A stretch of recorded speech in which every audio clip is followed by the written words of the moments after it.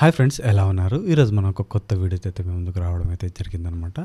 ఈరోజు ఈ వీడియోలో మనం 6వ తరగతిలోని సాంఘిక శాస్త్రం అయినటువంటి 6వ తరగతిలోని మనం 21వ పాఠమైనటువంటి తెలంగాణలో పచ్చదనం అనే పాఠం గురించి మనం ఈ వీడియోలో తెలుసుకునే ప్రయత్నం అయితే చేద్దాం.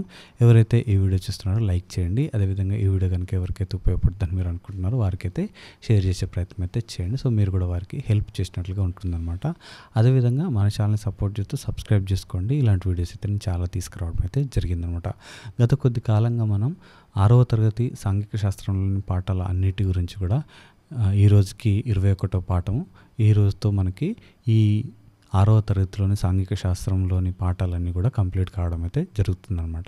సో ఎవరైతే మన ఇంతకుముందు వీడియోలు చూడలేదో మన ప్లేలిస్ట్లోకి వెళ్ళి ఒకసారి చెక్ చేసుకొని చూసే ప్రయత్నం అయితే చేయండి.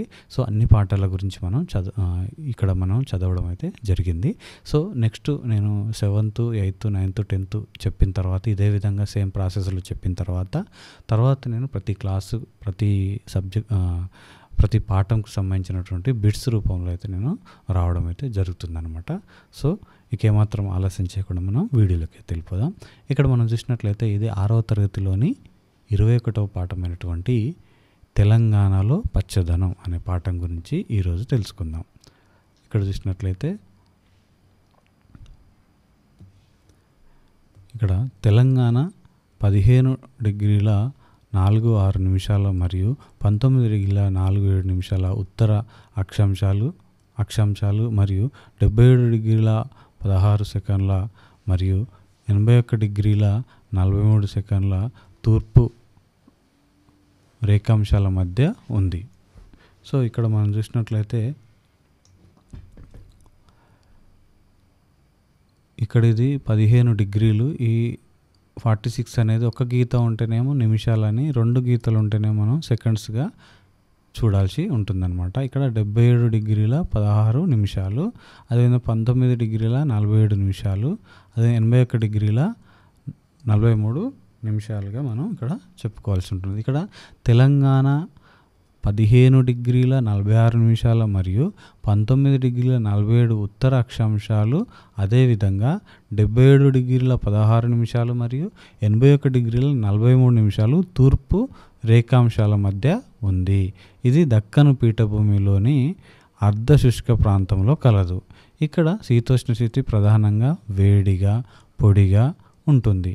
క్రమరహిత మరియు తక్కువ వర్షపాతం కలిగి ఉండడం వల్ల శుష్క ఆకురాల్చే అడవులు, చిన్న పొదలతో కూడిన భూభాగాలు ఏర్పడుటకు దారి తీసింది. సో ఇక్కడ చూసినట్లయితే భారత జాతీయ అటవీ విధానం 1988 ప్రకారం పరిసరాల సుస్థిరత, పర్యావరణ సమతుల్యం సాధించడానికి మొత్తం భౌగోళిక విస్తీర్ణంలో 33% చెట్లతో విస్తరించి ఉండాలి. మొత్తం 33% చెట్లతో విస్తరించి ఉండాలి. సో ఇక్కడ మనం చూసినట్లయితే అన్ని రకాల జీవులు, మానవులు, జంతువులు మనుగడ సాధించడానికి ఇది చాలా అవసరం. అంటే 33% అడవులు అనేది ఉండాలి అనేది ఇక్కడ చెప్పడం జరుగుతుంది. చెట్లను నరికివేయటం వలన తెలంగాణలో చెట్లతో విస్తరించిన ప్రాంతం 24% మాత్రమే అడవులు మన తెలంగాణలో ఉండడం జరిగింది. యాక్చువల్ ఉండాల్సింది ఎంత? 33%, కానీ మన దగ్గర ఉన్నది ఎంత? 24%. సో తక్కువ వర్షపాతానికి, నీటిని సంబంధించిన సమస్యలకు దారితీసింది. నిరంతర అడవులను నరికివేయడం, అడవులు క్షీణించిపోవడం, ఆ క్షీణించిన అడవులలో నేలకోత అధికం కావడంతో నీరు, ఆహారం లభించక అటవీ జంతువులైన కోతులు, ఎలుగుబంట్లు, చిరుతపులులు గ్రామాలలో నివసించి కుటుంబాలను ఇబ్బందుల పాలు చేయడం మనం గమనిస్తూనే ఉన్నాం. మొత్తం భౌగోళిక విస్తీర్ణంలో అటవీ విస్తీర్ణాన్ని ఆశించిన 33%కి పెంచడానికి తెలంగాణ రాష్ట్ర ప్రభుత్వం బృహత్తరమైన మొక్కలు నాటే కార్యక్రమాన్ని చేపట్టింది. ఇది 2 విధాలుగా ఉంది. ఒకటి చూసినట్లయితే గుర్తించిన అటవీ ప్రాంతాల్లో చేపట్టేవి, 2 చూసినట్లయితే గుర్తించిన అటవీ ప్రాంతాల బయట చేపట్టేవి. బయట చేపట్టేవి.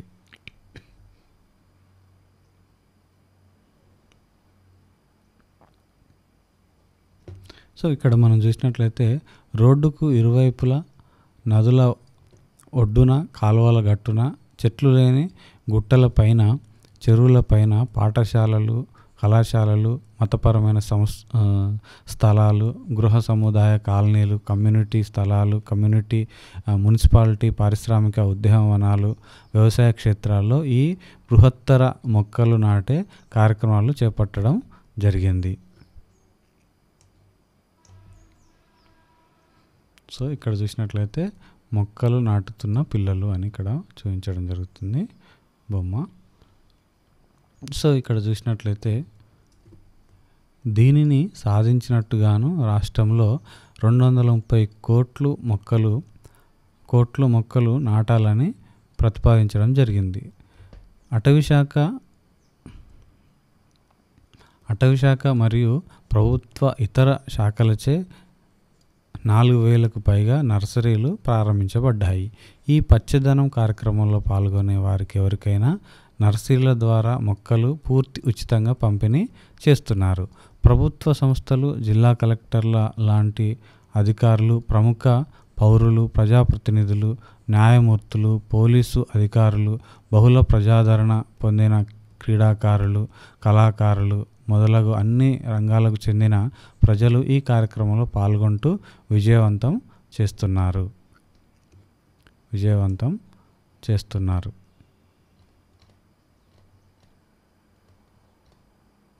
ఇక్కడ చూసినట్లయితే వేప, తులసి వంటి ఔషధ మొక్కలు, బాదం, మామిడి, సపోటా, జామ, సీతాఫలం లాంటి పండ్లు గింజలు ఇచ్చే మొక్కలు, మల్లె, బంతి, గులాబీ, గుల్మొహర్ వంటి పూల మొక్కలతో పాటు సిల్వర్ ఓక్, రావి, మర్రి, నేరేడు వంటి ఇతర మొక్కలను పైన పేర్కొన్న ప్రాంతాల్లో నాటుతున్నారు. సో ఇక్కడ మనం చూసినట్లయితే మనం మొక్కలు, చెట్లు బాగా పెంచినట్లయితే ఉష్ణోగ్రత తగ్గించడానికి, వర్షాలు ఎక్కువగా కురవడానికి, ఉపరితల భూగర్భ జలమట్టం పెరగడానికి ఉపయోగపడతాయి. చెరువులు, బావులు నీటితో నిండి వ్యవసాయానికి అవసరమైన సాగునీటి సదుపాయం కల్పించవచ్చు. గొర్రెలు, మేకలు, ఆవులు వంటి పశువులకు సరిపడినంత మేత లభిస్తుంది. గడ్డి భూములు, పచ్చిక బయళ్ళు పశువులు మేయడానికి అనువుగా అందుబాటులో ఉంటాయి.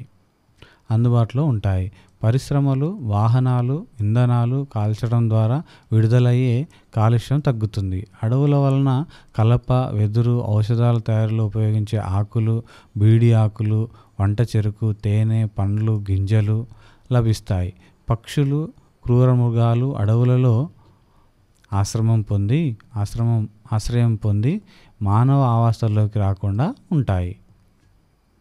సో ఇక్కడ మనం చూసినట్లయితే మనలో చాలామందికి మొక్కలు నాటడం అనేది చాలా ఇష్టమైన పని. కానీ ఆ మొక్కలను సంరక్షించి కాపాడడమే సమస్య. మనం సాధారణంగా చాలా మొక్కలు నాటుతుంటాం, కానీ మన నిర్లక్ష్యం వలన చాలా వరకు పెరగకుండా పోతున్నాయి.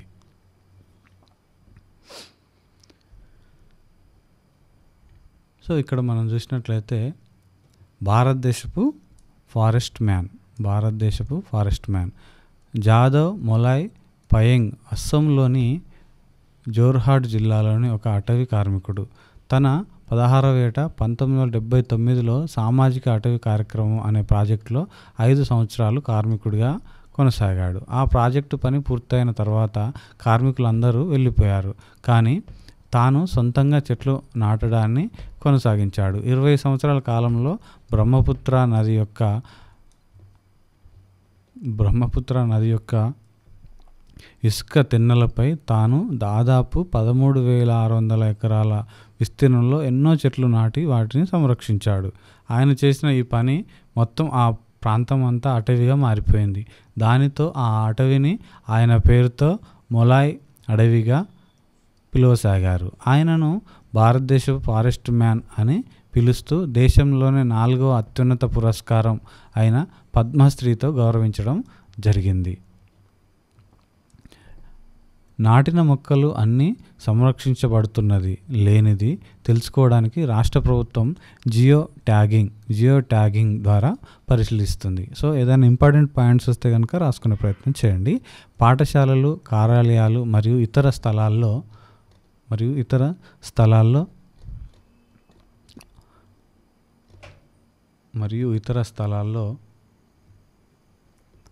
అవసరమైన చోట ట్రీ గార్డ్స్ సరఫరా చేస్తున్నారు. ఈ మొక్కలను సంరక్షించడం మనకు ముఖ్యమైన విధి. పాఠశాలల్లో ఉపాధ్యాయులు, విద్యార్థులు మరియు సమాజం కూడా మొక్కలు నాటడంలో పాల్గొంటున్నారు. విద్యార్థులు ఉపాధ్యాయ మొక్కలను తరగతి వారీగా లేదా జట్ల వారీగా దత్తత ఇచ్చి వాటి సంరక్షణ చేపడుతున్నారు. వాటికి గల విరామ సమయంలో, పాఠశాల సమయానికి ముందు, తర్వాత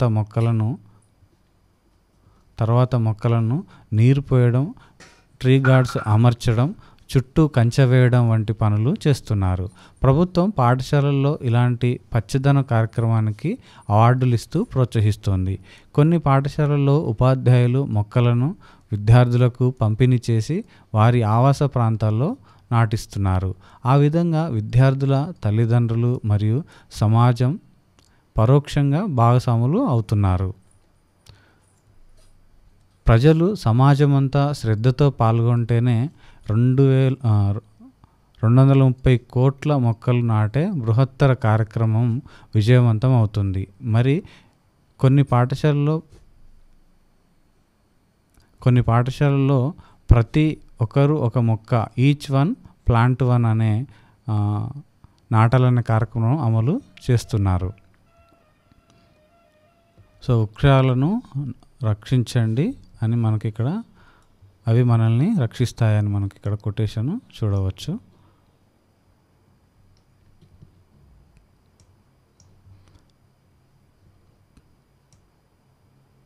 ఇక్కడ మనం చూసినట్లయితే వనజీవి రామయ్య గురించి ఇక్కడ మనకి ఇవ్వడం జరిగింది. తెలంగాణ రాష్ట్రంలోని ఖమ్మం గ్రామీణ మండలంలోని రెడ్డిపల్లి గ్రామానికి చెందిన 70 ఏళ్ల వయసు గల దర్పల్లి రామయ్య సంజీవని రామయ్యగా ప్రజాదరణ పొందాడు. మొక్కలు నాటండి, ప్రాణాన్ని కాపాడండి అనే వాక్యం యొక్క ఉపయోగాల గురించి ఉపన్యాసాలు ఇవ్వడం కాకుండా ఆయన దానిని సార్థకం చేసి చూపించాడు. జేబు నిండా విత్తనాలతో, సైకిల్ నిండా మొక్కల బరువుతో మైళ్ళ దూరం సైకిల్ తొక్కుకుంటూ వెళ్ళేవాడిగా స్థానికులకు తాను తెలుసు. పర్యావరణాన్ని కాపాడడానికి మొక్కలు నాటడం ఎంత అవసరమో ఆయన వాస్తవంగా గుర్తించాడు. అతడు వెళ్ళే ప్రతి చోట తన వెంట ఎవరూ లేకుండా ఒక్కడే బీడు భూముల్లో మొక్కలు నాటాడు. మొక్కలు నాటడమే కాదు, ఇతర వ్యక్తులకు, సంస్థలకు మొక్కలు నాటడానికి ప్రేరణ ఇచ్చి వాటిని పెంచి సంరక్షించాడు. పర్యావరణాన్ని కాపాడడానికి తాను చేసిన అవిశ్రాంతమైన కృషి, పచ్చదనాన్ని పెంచడానికి తాను చేసిన అద్భుతమైన ప్రయత్నం దేశంలోనే గౌరవప్రదమైన పద్మశ్రీ పురస్కారం పొందేలా చేసింది. సో ఇది వనజీవి రామయ్య గురించి. ఇక్కడ మనం కీలక పదాలు చూసినట్లయితే పర్యావరణ సమతుల్యం, కాలుష్యం, భూగర్భ జలమట్టం, పచ్చదనం. సో ఈ విధంగా ఈ కీలక పదాలు చూడండి. అదేవిధంగా పాఠంలో ఉన్నటువంటి కీలక పదాలను కూడా రాసుకునే ప్రయత్నం చేయండి. నెక్స్ట్ మనం వచ్చే వీడియోలలో వీటికి సంబంధించిన బిట్స్ రూపంలో కూడా మనం చేసే ప్రయత్నం అయితే చేద్దాం. అందరికీ ఆల్వేస్ థ్యాంక్ యూ. జై హింద్.